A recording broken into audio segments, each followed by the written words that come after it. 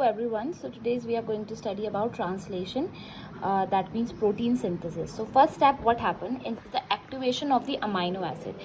जो activation है amino acid का वो हमारा सबसे पहले या ATP की मदद से होगा. एंजाइम जो रिक्वायर्ड है that is amino acyl synthetase होगा. तो जब अमाइनो एसिड जब 3 फॉस्फेट एटीपी के साथ जुड़ेगा प्लस ये enzyme which is amino acyl synthetase, तो हमारा अमाइनो एसिड एक्टिवेट हो जाएगा और उसको हम बोलेंगे amino activated amino acid acyl, या और उसको हम बोल सकते हैं AAAMPE which is AMP is the monophosphate and यहाँ पे ATP जो है वो 3 फॉस्फेट है. बेसिकली हुआ क्या, यहाँ पे जो मिथोनाइन है वो एक्टिवेटेड जब होगा तो उसको हम फॉर्मुलेटेड मिथोनाइन बोलेंगे. ठीक है, ये आपको याद रखना है. नेक्स्ट उसके बाद जो सेकंड स्टेप होगा that is the transfer of activated amino acid to tRNA. जो ट्रांसफर हो रहा है एक्टिवेटेड अमाइनो एसिड का टीआरएनए में, वो कैसे हो रहा है. हमारे पास AA amino acid AMP enzyme है प्लस टीआरएनए जो है यहाँ पे अगर हम देखें तो वो कन्वर्ट हो जाएगा अमाइनो एसिड टीआरएनए, और AMP और E जो है ये हमारे फ्री छोड़ दिए जाएंगे.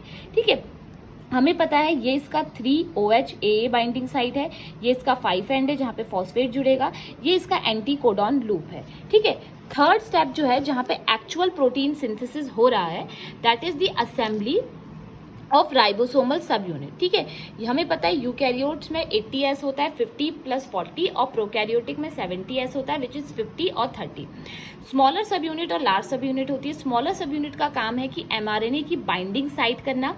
ठीक है, और लार्जर सब यूनिट का काम है, ये 3 पार्ट में डिवाइडेड है, A पार्ट, P पार्ट और E पार्ट, यानी A साइट, P साइट और E साइट. A साइट जो है यहाँ पे अमाइनो एसाइल साइट है जो रिसीव करेगी असाइल अमाइनो एसाइल टीआरएनए में. P साइट जो है वो पेप्टाइड साइट है जहाँ पे पेप्टाइड बॉन्ड अकर होंगे, एंड E साइट जो है वो हमारी एक्सिट साइट है. जब स्मॉलर सब यूनिट और लार्जर सब यूनिट मिलती हैं उसको हम बोलते हैं assembly of ribosomal subunit. Then उसके बाद है ये किसकी मदद से होता है, ये Mg2 यानी मैग्नीशियम आयंस की मदद से होता है. अगर मैग्नीशियम आयन ज्यादा होंगे तो उसको हम वो असेंबल होंगे, लेस होंगे तो वो सेपरेट होंगे, मोर देन रिक्वायर्ड होंगे तो वो डाइमर का फॉर्मेशन अकर करेंगे.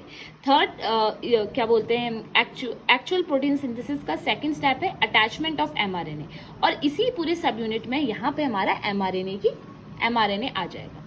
थर्ड उसके बाद है पॉलीपेप्टाइड सिंथेसिस. तो पॉलीपेप्टाइड सिंथेसिस में क्या है, all code for amino acid are read at A except AUG.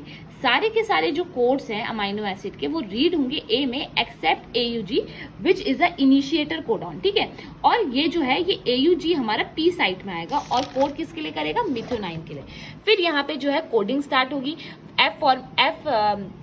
Formulated मिथेनाइन जो है यहाँ पे हमारा अटैच होगा. AA जो है अमाइनो एसिड यहाँ पे हमारा जो और अमाइनो एसिड है वहाँ अटैच होंगे. ट्रांसलोकेशन होगा यानी जो यहाँ पे बन रहा है फिर ये आगे बढ़ेगी चेन, फिर यहाँ पे A2 आ जाएगा, फिर और मतलब एक आपका कहने का मतलब ये है, फॉर एग्जाम्पल जैसे हमारी ये mRNA की चेन है और ये हमारा tRNA है, ये हमारी mRNA की चेन है, ये हमारा tRNA. तो tRNA क्या करता है, ट्रांसलोकेट करेगा, या तो जो हमारा mRNA है वो अपने आप ही इससे निकल जाएगा, या फिर हमारा जो tRNA है वो जंप करेगा और ऐसे आगे को बढ़ता जाएगा कि कट करते करते mRNA से प्रोटीन सिंथेसिस वो अकर करेगा. ठीक है, तो यहाँ पे उसके बाद A2 आएगा, A3 आएगा, और पॉलीपेप्टाइड फॉर्म होते रहेंगे, वो आगे को बढ़ते जाएंगे. ठीक है, tRNA ऐसे एस्केप करेगा from the E site, and एक स्टॉप कोडॉन अगर आ जाएगा A साइट में तो हमारा ट्रांसलेशन टर्मिनेटेड हो जाएगा और हमारी process of protein synthesis complete हो जाएगी. आई होप आपको समझ में आया होगा. Thank you and have a great day.